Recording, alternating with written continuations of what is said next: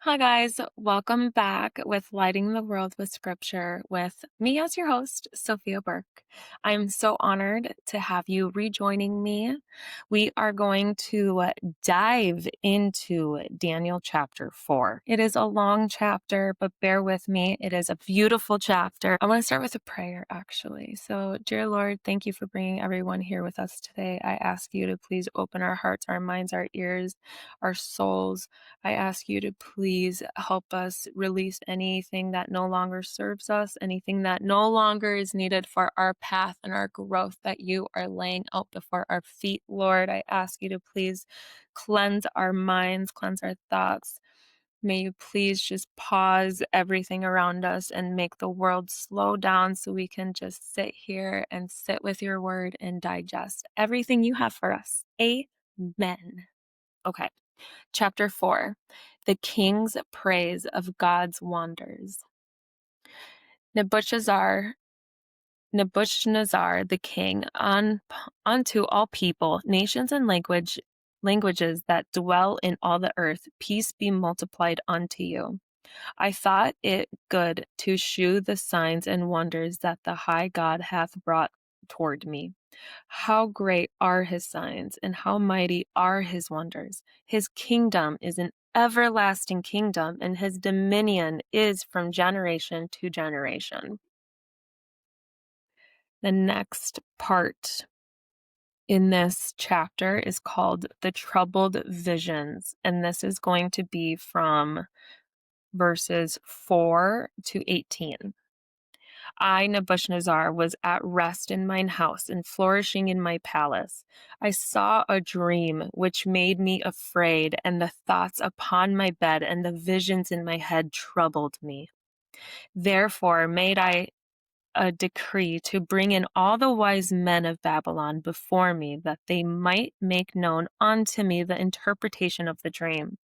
Then came in the magicians and astrologers, the Chaldeans and the soothsayers, and I told the dream before them, but they did not make known unto me the interpretation thereof.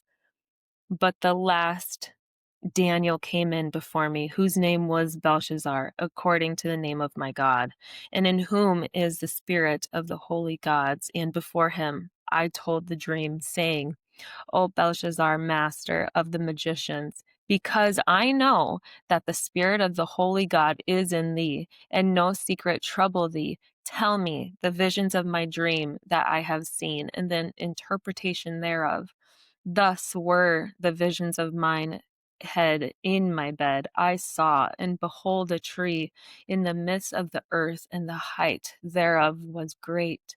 The tree grew and was strong, and the height thereof reached unto the heaven, and the sight thereof to the end of all the earth. The leaves thereof were fair, and the fruit thereof much, and in it was meat for all. The beasts of the field had shadowed under it, and the fowls of the heaven dwelt in the boughs thereof, and all flesh was fed of it. I saw in the visions of my head upon my bed, and behold, a watcher, and an holy one came down from heaven. He cried aloud and said thus, Hew down the tree and cut off his branches, shake his leaves and scatter his fruit. Let the beasts get away from under it, and the fowls from his branches. Nevertheless, leave the stump with his roots in the earth, even with a band of iron and brass in the tender grass in the field, and let it be wet with dew of heaven, and let his portion be with the beasts in the grass of the earth. Let's read that again. Let his heart be changed from man's, and let a beast's heart be given unto him, and let 7 times pass over him. This matter is by the decree of the watchers, and the demand by the word of the holy ones, to the intent that the living may know that the Most High ruleth in the kingdom of men, giveth it to whoever he will, and thus setteth up over the beasts of men. This dream I, King Nebuchadnezzar, have seen. Now thou, O Belshazzar, declare the interpretation thereof, forasmuch as all the wise men of my kingdom are not able to make known unto me the interpretation. But thou art able, for the spirit of the holy God is in thee. Have you ever woke up from a dream and you were just like, you remember everything and it just felt so like wow, like what does this mean? That's how he's feeling right now. Um so the next part is going to be Daniel's troubled thoughts. This is verses 19 through 22. Then Daniel, whose name was Belshazzar, was astoned for 1 hour, and his thoughts troubled him. The king spake and said, Belshazzar, let not the dream or the interpretation thereof trouble thee.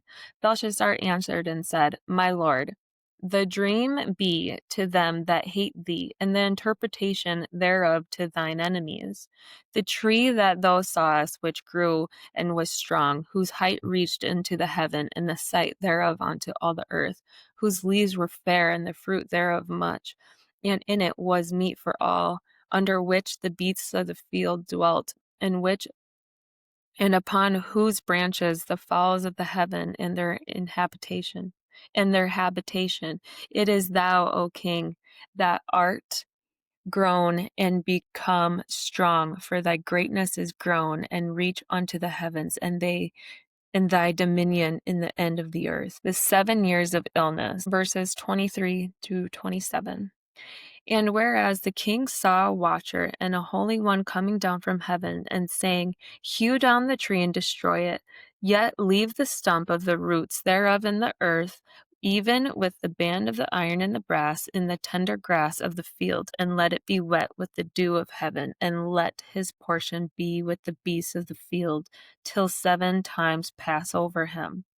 This is the interpretation, O king, and this is the decree of the Most High, which is come upon my lord thy king, that they shall drive thee from men, and thy dwelling shall be with the beasts of the field, and they shall make thee to eat grass as oxen, and they shall wet thee with the dew of heaven, and 7 times shall pass over thee, till thou know that the Most High ruleth in the kingdom of men, and giveth it to whomever he will.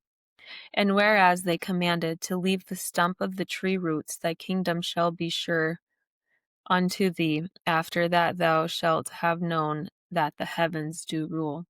Wherefore, O king, let my counsel be acceptable unto thee, and break off thy sins by righteousness, and thine iniquities by shewing mercy to the poor, if it may be a lengthening of thy tranquility. This next part is the king's prideful boast, is 28 through 33. And then we have one more section after this, and then this is done for the Bible part of things. And then we'll dive into what does this all mean? So stick with me. We're almost there. All this came upon the king Nebuchadnezzar at the end of the 12 months. He walked in the palace of the kingdom of Babylon. The king spake and said, Is not this great Babylon that I have built for the house of the kingdom by the might of my power and for the honor of my majesty? While the word was in the king's mouth, there fell a voice from the heavens saying, O King Nebuchadnezzar, to thee it is spoken, the kingdom is departed from thee, and they shall drive thee from men, and thy dwelling shall be with the beasts of the field. They shall make thee to eat grass as oxen, and 7 times shall pass over thee, until thou know that the Most High ruleth in the kingdom of men, and giveth it to whomever he will. The same hour was the thing fulfilled upon Nebuchadnezzar, and he was driven from men, and did eat grass as oxen, and his body was wet with the dew of heaven, till his hairs were grown like eagle feathers, and his nails like bird's claws.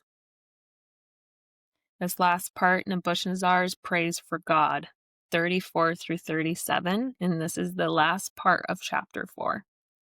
At the end of the days, I, Nebuchadnezzar, lifted up mine eyes unto heaven, and mine understanding returned unto me. And I blessed the Most High, and I praised and honored him that liveth forever, whose dominion is an everlasting dominion, and his kingdom is from generation to generation. And all the inhabitants of the earth are reputed as nothing, and he doeth according to his will in the army of heaven and among the inhabitants of the earth. And none can stay with his hand or say unto him, What doest thou? And at the same time, my reason returned unto me, and for the glory of my kingdom, my honor and my brightness returned unto me, and my counselors and my lords sought unto me. And I was established in my kingdom, and excellent majesty was added unto me. Now I, Nebuchadnezzar, praise and extol the honor of the King of the heaven, all whose works are true, and his ways judgment, and those that walk in pride he is able to abase. Mm. Juicy. Okay. So that was Bible. That was Bible chapter 4, Daniel. Now, what does this all mean?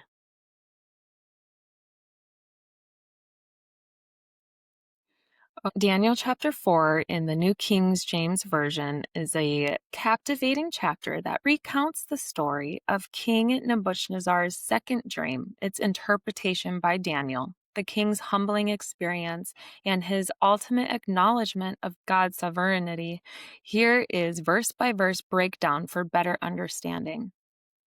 So verses 1 through 3. King Nebuchadnezzar writes to all his people, detailing his desire to declare the wonders of God that have been shown unto him. He acknowledges God's everlasting kingdom and dominion. Verses 4 through 9. He relays how he was at rest in his house and had a troubling dream. Despite calling onto the wise men of Babylon to interpret it, no one could until Daniel, also called Belshazzar, arrived. Nebuchadnezzar acknowledges Daniel's exceptional spiritual insight because of the Holy Spirit in him. So verses 10 through 18, the dream is described. Nebuchadnezzar saw a great tree that reached the heaven, providing for all creatures. A watcher or holy one commanded that the tree be cut down by its stump was to remain bounded with iron and bronze, ensuring a period of 7 times or 7 years was determined unto him to teach him that the Most High rules in the kingdom of men.